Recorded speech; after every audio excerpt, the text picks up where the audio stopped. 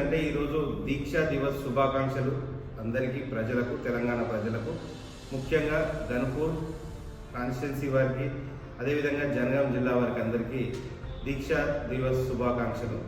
ఈరోజు కేసీఆర్ గారు ఒక దీక్ష కూర్చొని ఇవాళ తెలంగాణ వచ్చుడో లేకుంటే నేను చచ్చుడో అన్న విధంగా దీక్ష చేసి ఇవాళ పట్టుబట్టి తెలంగాణను తెచ్చిన రోజుగా, అంటే ఈరోజు దీక్ష కూర్చున్న రోజుగా మనం అందరం గుర్తిస్తాం కాబట్టి దీన్ని అందరం సెలబ్రేట్ చేసుకుంటున్నాం. ఇవాళ బీఆర్ఎస్ పార్టీ కార్యకర్తలైనా బీఆర్ఎస్ కుటుంబ సభ్యులు అందరం కలిసి సెలబ్రేట్ చేసుకుంటున్నాం.